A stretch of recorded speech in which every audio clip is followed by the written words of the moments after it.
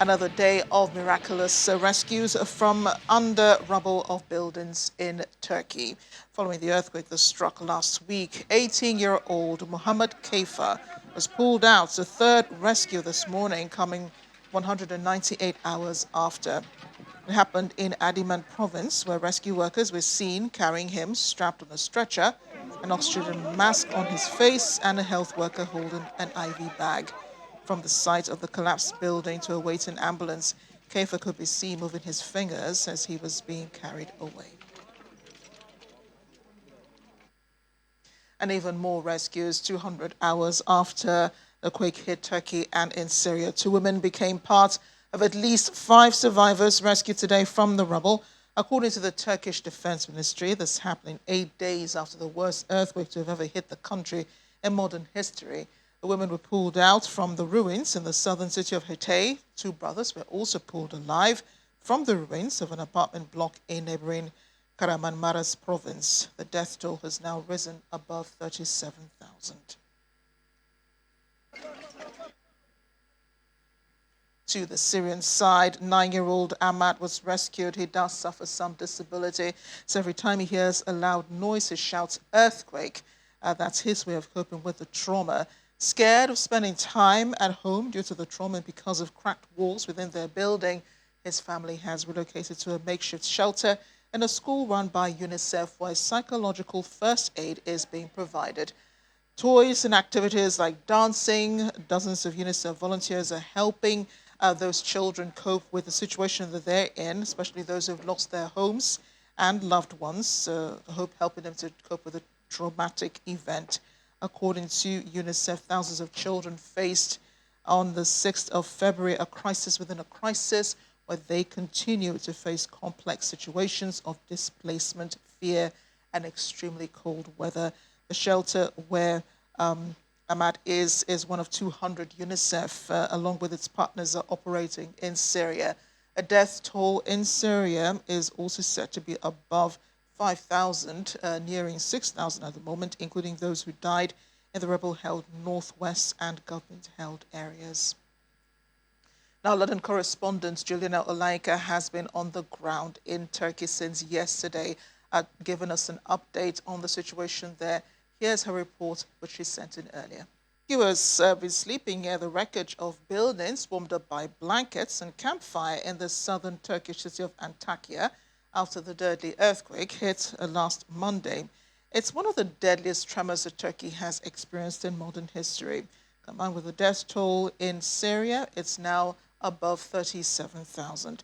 A Turkish toll was 31,643 as of the last count, according to the Disaster and Emergency Management Authority. Turkey's urbanization minister, Murat Kurum, said some 42,000 buildings had either collapsed, were in urgent need of demolition, or severely damaged across 10 cities. Our Syrian President Bashar al-Assad has agreed to allow United Nations aid deliveries to opposition-held northwest Syria through 2 border crossings from Turkey for 3 months at least, according to the UN Secretary-General Antonio Guterres. Mr. Assad agreed to open the crossings of Bab al-Salam and al-Rahi, according to Guterres, after UN Aid Chief Martin Griffiths met with the Syrian president in Damascus on Monday. Griffiths briefed the UN Security Council of Assad's decision during a closed-door meeting. The move comes just a week after the earthquake struck both countries, that's Turkey and Syria, killing more than 37,000 people. The United Nations already has a Security Council mandate to use the Bab al-Hawa border crossing. It's been using that route since 2014 to deliver aid to millions of people in need in the northwest. The Security Council agreed to the mandates after the Syrian government opposed the measure.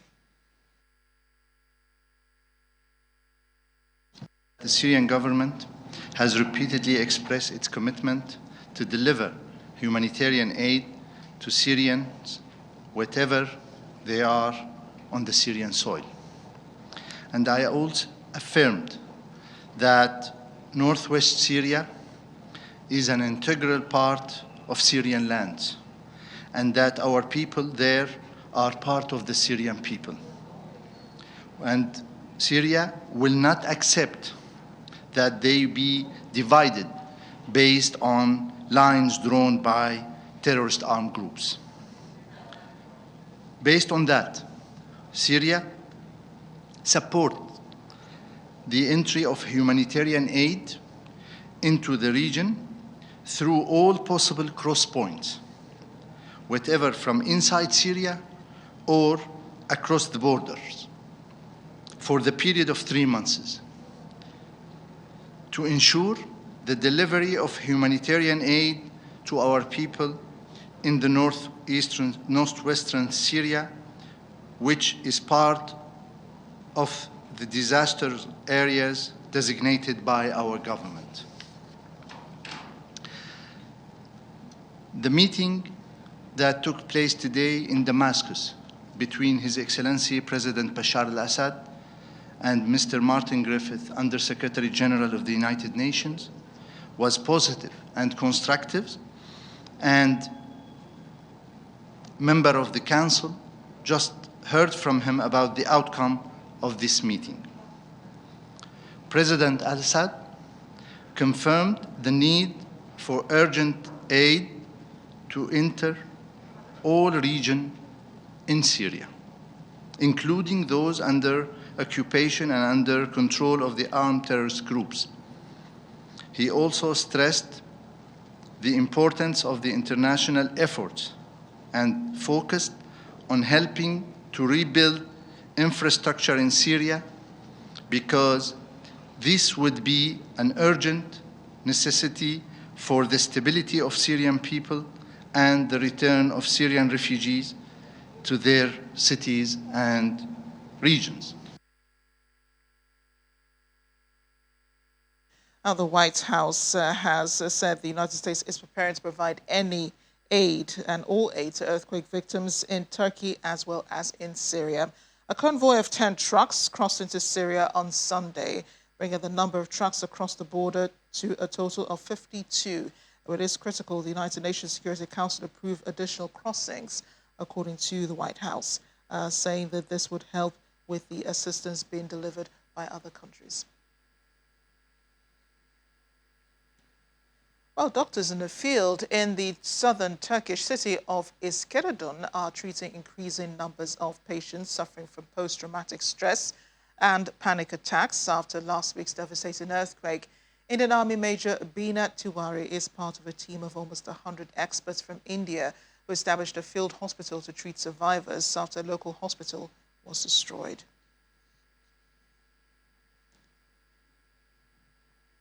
Our correspondent Juliana Olaika has been on the ground since Monday, giving us a bird's eye view of the situation in Turkey as concerns the settlement camps. Here's her report. Straddling Europe and Asia across the iconic Bosphorus Strait, residents of Turkey's largest city are a few miles away from the horror their fellow citizens are enduring in the southeast. People here have their own issues to contend with, like a tanking economy and sky-high inflation, issues that have to be pushed aside for now. Istanbul has become a focal point for the hundreds of aid agencies desperate to offer support. Volunteers have left their lives from across the world and are willing to join the search and rescue missions. Those people are not courting public sympathy. So as to be expected, it's pretty difficult to get a hold of people, but I've hopped into a taxi because I'm told that some international doctors have set up a makeshift HQ so they can get to some of the disaster zones, which is just about an hour away from this bustling city. Fortunately, I've stumbled upon the local Doctors Worldwide headquarters. The people leading the rescue teams here are not sleeping, but the work doesn't stop. Actually, the statistics say that there are 23 million people affected by the earthquake in the region. The area is so big, it's almost the size of France. So the numbers tell a lot about how devastating the earthquake is. As we arrived there, there were teams, search and rescue teams working on the ground with some vehicles, and we saw a lot of like dead people coming from the collapsed buildings. It was so sad, and there are some happy and some like scenes that increase the hope for the future. There were little kids and babies and like elderly people coming out alive, and after even like 100 hours after the earthquake, and even like in longer times, there were people rescued from alive from the collapsed buildings. So it's so difficult for the people who are even like alive in the region, because they are living outside, they are living in tents, they are living in camp cities established by AFAD, a public body. So bad, actually. Idil Alabey is a young project assistant turned Mammoth project coordinator, supporting senior staff. We have thousands of volunteer doctors and medical staff here. Also, we have operational teams in there. So it's not enough. It couldn't be enough, but we are trying to reach every outlet. So Istanbul may not be the epicenter of the disaster, but it's certainly become the focal point for foreign aid groups, local aid groups, to get together to work to pack essentials that people so desperately need. This room where I'm standing used to actually be a meeting room, but just have a look around me. It's turned into a place where people are sending in medicines, they're sending in clothes, they're sending in food products. We've got lots of young volunteers here working day and night to ensure that the 23 million people who are affected get the help that they so urgently need. Juliana Olayinka, reporting for Channels Television News in Istanbul.